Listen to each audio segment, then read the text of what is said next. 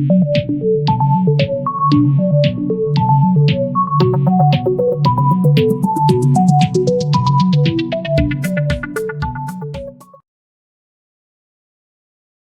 video kali ini saya akan membagikan informasi bagaimana cara melihat data rasio keuangan atau perbankan khususnya pada Bank BTN atas laporan kinerja keuangan selama 5 tahun sejak tahun 2015 sampai pada tahun 2019.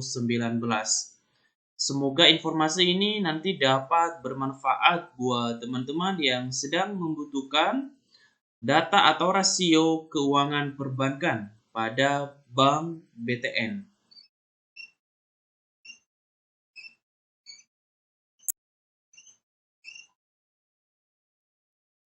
Jadi di sini kita akan melihat gambaran secara khusus ya, melihat bagaimana rasio dan data keuangan tersebut merupakan sebuah tolak ukur keberhasilan suatu perbankan.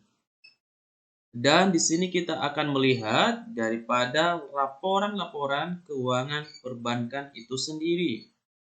Dan ini sering digunakan untuk dijadikan sebagai tugas ataupun sebagai variabel pada tugas-tugas akhir. Misalkan pada jurusan akuntansi keuangan ataupun dengan manajemen keuangan. Dan juga pada jurusan-jurusan lainnya yang berhubungan dengan keuangan perbankan. Nah, di sini kita akan melihat rasio keuangan setiap tahun ya. Di sini juga kita akan bisa melihat posisi keuangan dari tahun 2015 hingga tahun 2019.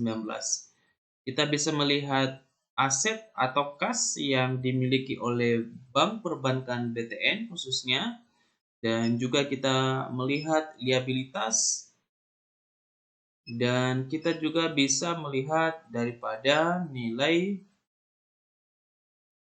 ekuitas jumlahnya setiap tahun.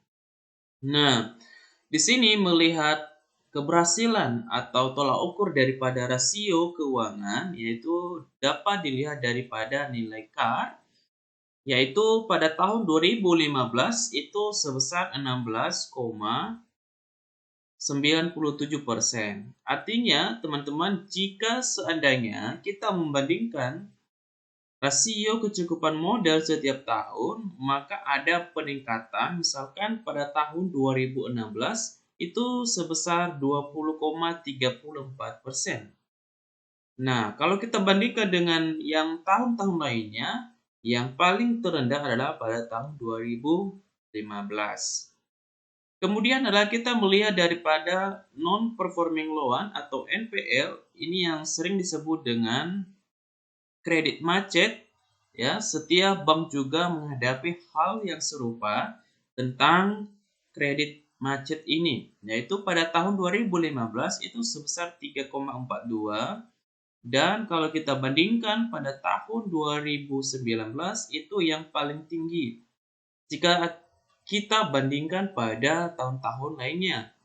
Kemudian adalah nilai ROA atau sering disebut dengan return on asset pada tahun 2015 sebesar 1,61, dan seterusnya kita melihat pada tahun 2019 adalah sebesar 0,3%. Kalau kita melihat daripada nilai ROE atau return on quality pada tahun 2015 sebesar 16,84%, dan juga pada tahun 2019 itu sebesar 1,00.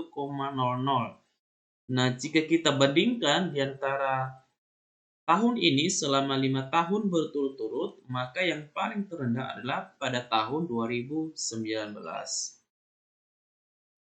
Seterusnya adalah melihat rasio keuangan ini dilihat dari net interest margin atau disingkat dengan NIM, yaitu pada tahun 2019 dan juga pada tahun 2015 itu yang paling terendah adalah pada tahun 2019 jika kita membandingkan dari tahun-tahun lainnya. Kemudian adalah biaya operasional terhadap pendapatan operasional atau BOPO pada tahun 2019 itu sebesar 98,12%. Dan sedangkan pada tahun 2015 sebesar 84,83%. Artinya ada peningkatan dari beberapa tahun ini. Dan sedangkan pada tahun 2016 dan juga tahun 2017 itu mengalami penurunan ya jika kita bandingkan pada tahun 2019. Kemudian adalah dilihat dari nilai loan to deposit ratio atau sering disingkat LDR, yaitu pada tahun 2019 sebesar 113,50% dan pada tahun 2018 sebesar 103,49%, pada tahun 2017 sebesar 103,3%, dan pada tahun 2016 sebesar 102,66%. Dan pada tahun 2015 itu sebesar 108,78%. Nah, di sini buat teman-teman kita dapat melihat tingkat rasio keuangan perbankan setiap tahun dan kita bisa membandingkan dari tahun-tahun lainnya. Artinya ini dapat memberikan informasi buat teman-teman untuk membandingkan dan juga mendapatkan data rasio keuangan perbankan. Misalkan pada Bank BTN ini. Artinya adalah ini dapat digunakan sebagai data buat teman-teman jika seandainya ada tugas yang menyangkut dengan tentang rasio keuangan. Baik itu misalkan kalau dijadikan sebagai tugas akhir ya untuk dijadikan variabel baik itu dependen maupun variabel bebas. Artinya ini akan membantu teman-teman sekalian untuk mendapatkan data setiap tahun. Dan biasanya data ini juga dapat diolah dengan menggunakan software SPSS. Artinya nanti ketika sudah selesai diolah dapat kita lihat apakah mana data yang valid, mana data yang signifikan atau berpengaruh positif pada hasil kinerja keuangan, dan di situ kita akan melihat bahwasanya dari beberapa tahun ini atau dilihat dari segi variabel dengan misalkan contohnya nilai net interest margin. Nah, di sini kita bisa membuat suatu deskripsi bahwasanya pada tahun 2019 contohnya memiliki pengaruh yang positif dan signifikan pada kinerja keuangan misalkan.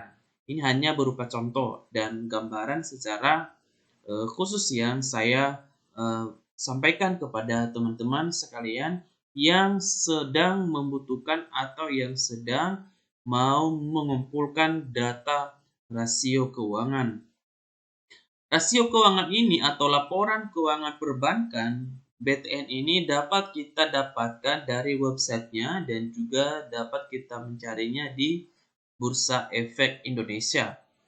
Artinya biasanya laporan ini ada berturut-turut selama 5 tahun. Artinya kita bisa mendownload salah satu dari antara 2019 dan 2015 dan sudah tersedia selama 5 tahun.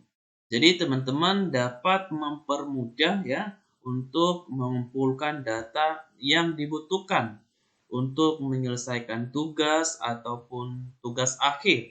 Ya khususnya misalkan jurusan akuntansi keuangan ataupun manajemen keuangan ataupun jurusan apa saja yang menyangkut dengan keuangan yang sering atau membutuhkan data dan laporan keuangan perbankan. Semoga video kali ini dapat bermanfaat buat teman-teman dan sampai jumpa pada video selanjutnya.